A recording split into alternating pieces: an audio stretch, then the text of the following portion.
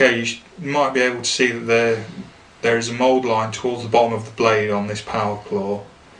The only way that I've been able to find mould lines is to look at very smooth surfaces on the model, because the backstory of the character is he was hit by a melter blast, which is some kind of nuclear grenade or something, and he's very chewed up. He's got that kind of biomechanical zombie look.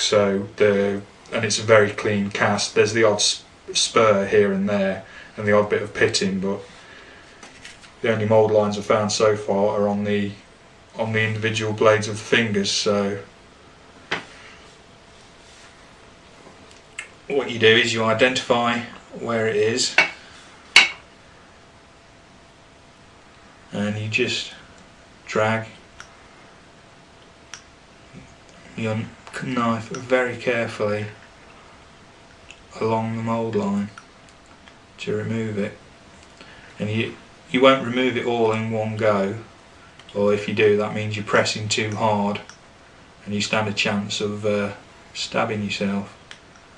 So just, repeated over and over. Just that gets the bulk of it done, and it also takes the layer of mould release off, so you can see the lines a bit more clearly.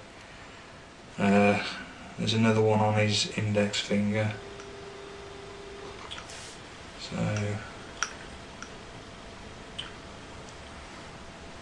just remove that there. Then you move on to your file. Flat's a bit big, so I would use the triangular one, and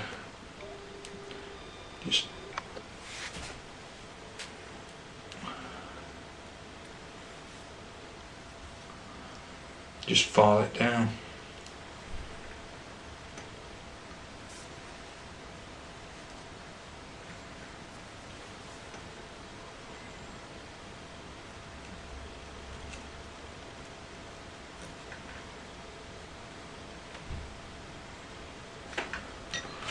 And then you repeat the process ad infinitum.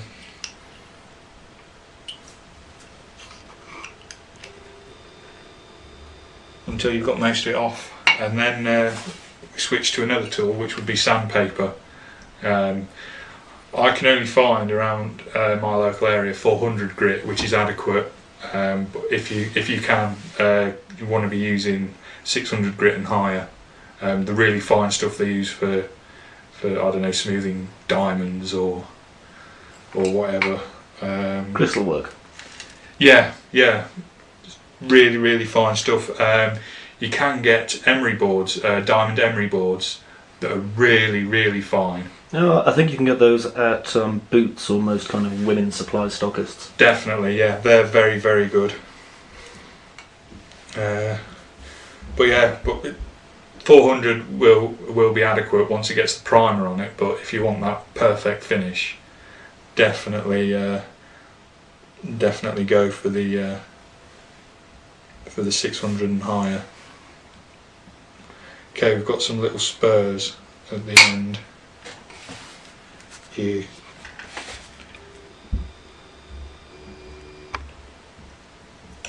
Just tiny little spurs.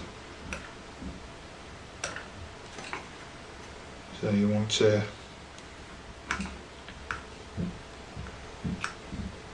match your surface and just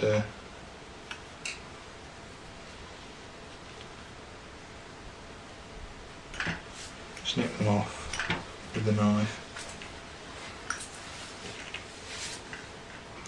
Okay, if you have a look here, you can see where it was connected to the sprue where I've snipped it off.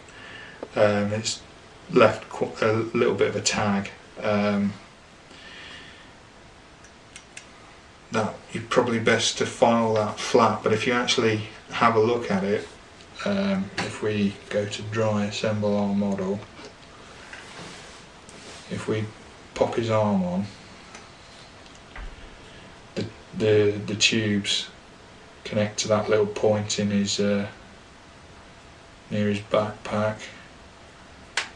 You can't actually see the tag, so as it's not a Golden Demon model, you know, as it's just an army model, I'm just going to file that a bit smoother and leave it.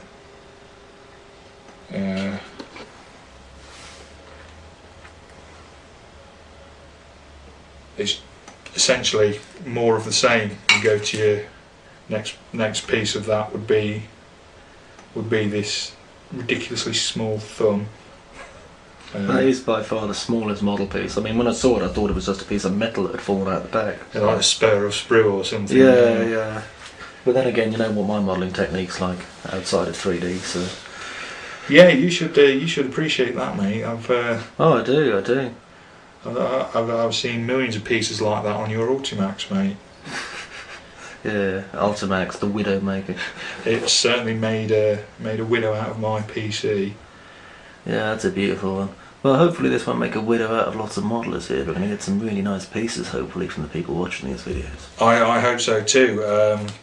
We can cover, you know, some tips on photography and put some links on the forum to online tutorials and absolutely get them posting their work.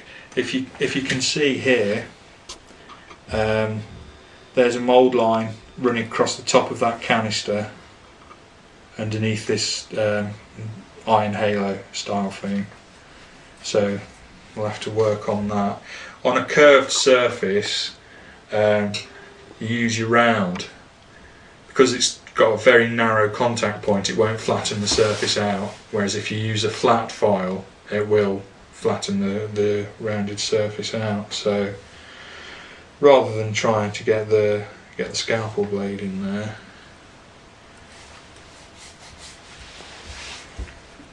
and I'd like to apologise in advance for the awkwardness of my work. I generally work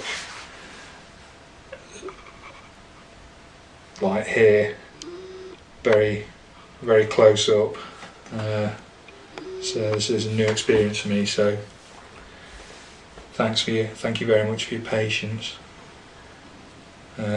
Just gently running the file over the area. You could probably do with a jeweler's loop for this kind of thing, really.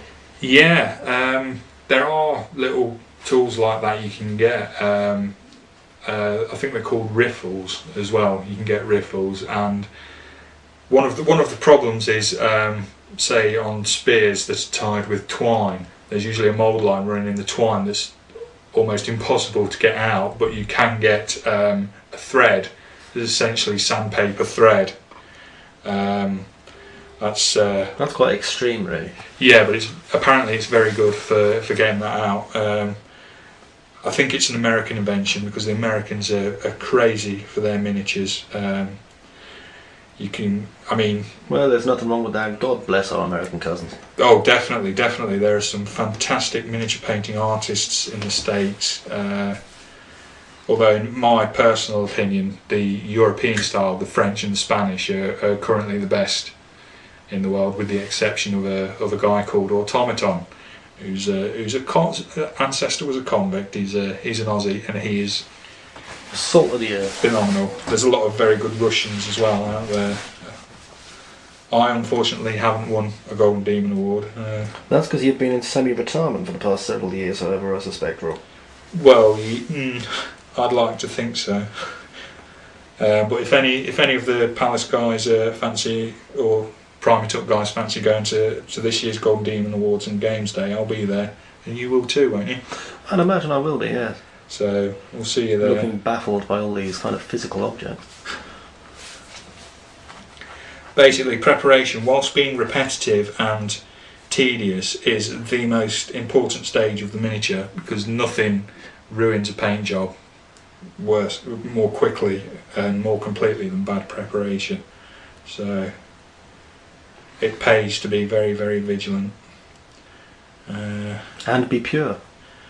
And behave. Someone's a 2000 AD fan. So yeah, you've just got to be quite anal about it. Not anal in the bad sense, but anal as in anally compulsive. Yeah. You've got to